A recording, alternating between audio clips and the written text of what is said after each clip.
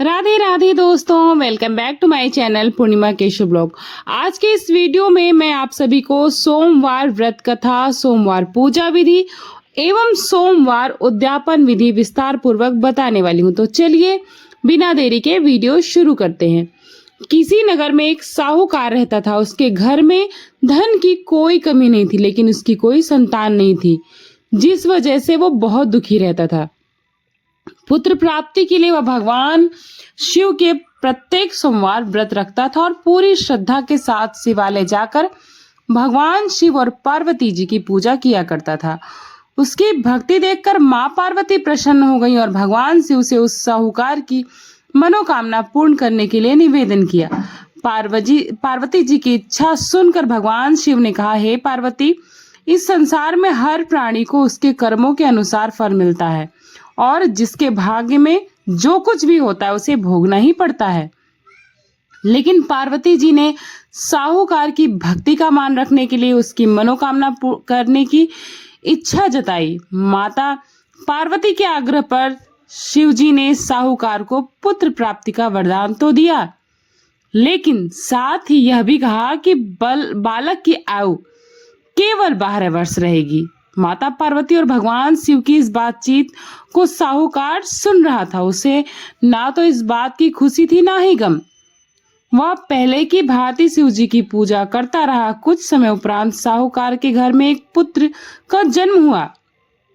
जब वह बालक 11 वर्ष का हुआ तो उसे पढ़ने के लिए काशी भेज दिया गया।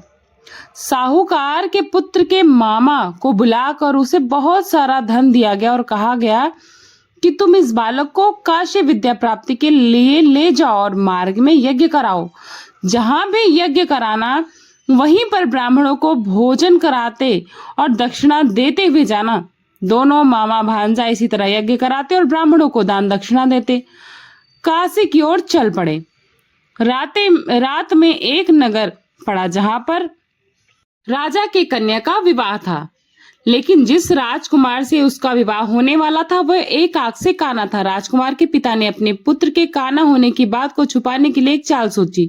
साहूकार के पुत्र को देखकर उसके मन में विचार आया कि उसने सोचा, क्यों ना इस लड़के को दूल्हा बनाकर राजकुमारी से विवाह करा दूं। विवाह के बाद इसको धन देकर विदा कर दूंगा और राजकुमारी को अपने नगर को ले जाऊंगा। लड़के को दूल्हे का वस्त्र पहनाकर राजकुमारी से विवाह करा दिया गया, लेकिन साहूकार का पुत्र एक ईमानदार शख्स था। उसने यह बात न्याय संगत नहीं समझी। उसने अवसर पाकर राजकुमारी की चुन्नी के पल्ले पर लिखा कि तुम्हारा विवाह मेरे साथ हुआ है, लेकिन जिस राजकुमार के संग तुम्हें भेजा जाएगा वह एक आंख से काना है। मैं तो काशी पढ़ने जा रहा हूँ। तब राजकुमारी ने चुन्नी पर लिखी बातें पढ़ ली और अपने माता पिता को यह बात बताई। राजा ने अपनी पुत्री को विदाई नहीं किया, जिससे बारात वापस चली गई। दूसरी ओर साहूकार का लड़का और उसका मामा काशी पहुंचे। वहां जाकर उन्होंने यज्ञ किया। जिस दिन लड़के की आयु 12 वर्ष की हुई उस दिन यज्ञ रखा गया। लड़के ने अपने मामा से कहा कि मेरी तबीयत कुछ ठीक नहीं। मामा ने कहा कि तुम अंदर जाकर सो जाओ। शिव जी के वरदानुसार कुछ ही क्षणों में उस बालक के प्राण निकल गए। मृत भांजे को देखकर उसके मामा ने विलाप शुरू कर दिया। संयोगवश उसी समय शिव जी और माता पार्वती जी उधर से जा रहे थे। पार्वती ने भगवान से कहा, प्राणनाथ, मुझे इसके रोने का स्वर सहन नहीं हो रहा है। आप इस व्यक्ति के कष्ट को दूर करें। जब शिव जी मृत बालक के समीप गए तो वो बोले, यह उसी साहूकार का पुत्र है जिसे मैंने 12 वर्ष की आयु का वरदान दिया था। अब इसकी आयु पूरी हो चुकी है। लेकिन मातृ भाव से विभोर माता पार्वती ने कहा, हे महादेव, आप इस बालक को आयु देने की कृपा करें, अन्यथा इस वियोग में इसके माता पिता भी तड़प कर मर जाएंगे। माता पार्वती के आग्रह पर भगवान शिव ने उस लड़के को जीवित होने का वरदान दिया। शिव जी की कृपा से वह लड़का जीवित हो गया। शिक्षा समाप्त करके लड़का मामा के साथ अपने नगर की ओर चल दिए। दोनों चलते हुए उसी नगर में पहुंचे जहां उसका विवाह हुआ था। उस नगर में भी उन्होंने यज्ञ का आयोजन किया। उस लड़के के ससुर ने उसे पहचान लिया और महल में ले जाकर उसकी आवभगत की और अपनी पुत्री को उसके साथ विदा कर दिया। इधर भूखे प्यासे रहकर साहूकार उसकी पत्नी बेटे की प्रतीक्षा कर रहे थे। उन्होंने प्रण रखा था कि यदि अपने बेटे की मृत्यु का समाचार मिला तो वह भी प्राण त्याग देंगे, परंतु अपने बेटे को जीवित होने का समाचार पाकर बेहद प्रसन्न हो गए। उसी रात भगवान शिव ने व्यापारी के सपने में आकर कहा, हे श्रेष्ठी, मैंने तेरे सोमवार के व्रत करने और व्रत कथा सुनने से प्रसन्न होकर तेरे पुत्र को लंबी आयु प्रदान की है। जो कोई सोमवार का व्रत करता या सुनता है और पढ़ता है, उसके सभी दुख दूर होते हैं और सभी मनोकामनाएं पूर्ण होती है। तो चलिए अब मैं आप सभी को सोमवार व्रत की पूजा विधि बताती हूँ। गाय के शुद्ध कच्चे दूध को शिवलिंग पर अर्पित करना चाहिए। करने से मनुष्य के तन मन धन से जुड़ी परेशानियां खत्म हो जाती। इसके बाद शिवलिंग पर शहद या गन्ने का रस चढ़ाएं। फिर कपूर, इत्र, पुष्प, धतूरे और भस्म से शिव जी का अभिषेक करें और शिव जी की आरती करें। अपनी मनोकामना पूर्ति के लिए हृदय से प्रार्थना करनी चाहिए।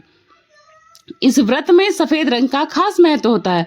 व्रत वाले दिन सफेद कपड़े पहनकर शिवलिंग पर सफेद पुष्प चढ़ाने से व्यक्ति की सभी मनोकामनाएं पूर्ण होती हैं। सोमवार के दिन शिव पूजा का विधान है। भोलेनाथ एक लोटे जल से भी प्रसन्न हो जाते हैं। सोमवार के दिन शिव जी की पूजा करने से व्यक्ति की हर मनोकामना पूर्ति होती है। यदि भोलेनाथ की पूजा शिव मंत्र के साथ की जाए तो भाग्योदय के साथ रोजगार, उन्नति, मन चाहे जीवन साथी को पाने की भी मनोकामना शीघ्र पूर्ण हो जाती है। शिवलिंग पर जलाभिषेक करने के बाद गाय का दूध अर्पित करें। इससे तन मन और धन संबंधी समस्या दूर होती है। शिवलिंग पर शहद की धारा अर्पित करें। इससे आजीविका, नौकरी और व्यवसाय से संबंधित सभी परेशानियों से छुटकारा मिलता है। लाल चंदन और श्रृंगार करें। माना जाता है कि शिवलिंग पर चंदन लगाने से सुख शांति आती है। इन उपायों के बाद यथाशक्ति गंध, अक्षत, फूल, नैवेद्य अर्पित करें और शिव जी की आरती करें। साथ ही शिव जी को अर्पित किए गए दूध, शहद को चरणामृत के रूप में ग्रहण करें और चंदन लगाकर मनोकामना की पूर्ति के लिए भोलेनाथ से प्रार्थना करें। अब मैं आप सभी को सोमवार व्रत के उद्यापन की विधि बताती हूँ। सुबह उठकर नित्य कर्म से निवृत्त होकर स्नान करें। स्नान के बाद हो सके तो सफेद वस्त्र धारण करें। पूजा स्थल को गंगा जल से जरूर शुद्ध करें। पूजा स्थल पर केले के 4 खंभे के द्वारा चौकोर मंडप बनाएं। चारों ओर फूल और वंदनवार, आम के पत्तों का वंदनवार जरूर रखें और उससे सजाएं। पूर्व की ओर मुख करके आसन पर बैठ जाएं। साथ में पूजा की सामग्री भी रख लें। आटे या हल्दी की रंगोली डालें। उसके ऊपर चौकी या लकड़ी के पटरे को मंडप के बीच में रखें। इसके बाद चौकी पर साफ और कोरा वस्त्र बिछाएं। उस समय शिव पार्वती जी की प्रतिमा या फिर फोटो को स्थापित करें। चौकी पर किसी पात्र में रखकर चंद्रमा को भी स्थापित करें। सबसे पहले अपने आप को शुद्ध करके पवित्रीकरण जरूर करें और उसके बाद उद्यापन विधि करें। पूजन पाठ करें। इस प्रकार आप सभी का उद्यापन संपन्न होगा। अब मैं आप सबको पूजा की कुछ जरूरी सामग्रियां बताती हूँ। शिव जी व पार्वती जी की प्रतिमा, चंद्रदेव की मूर्ति या चित्र, चौकी या लकड़ी का पटरा, अक्षत, पान, डंडी सहित होना चाहिए। सुपारी, ऋतुफल, यज्ञोपवीत यानी कि जनेऊ जो कि हल्दी से रंगा हुआ हो, रोली, मौली, धूप, कपूर, रुई की बत्ती, पंचामृत जिसमें गाय का कच्चा दूध, दही, घी, शहद एवं शर्करा मिला हुआ, छोटी इलायची, लौंग, पुष्पमाला, 2 सफेद और 1 लाल।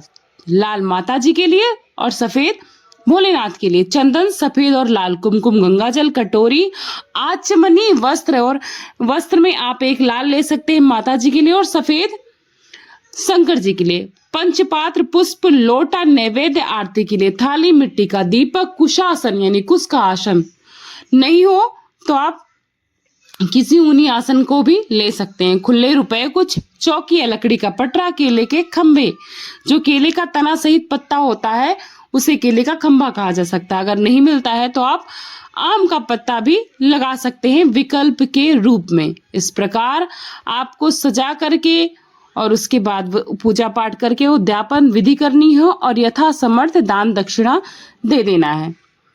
इस प्रकार कथा संपन्न होगी और आपका उद्यापन भी। आशा करती हूँ आपको ये जानकारी, ये कथा पसंद आई होगी और इस वीडियो के माध्यम से चैनल पर नए जुड़े हैं तो चैनल को सब्सक्राइब करके जाइएगा। बेल आइकन प्रेस करना बिल्कुल भी मत भूलिएगा ताकि आने वाली कोई भी वीडियो की नोटिफिकेशन सबसे पहले आप सभी को मिल जाए।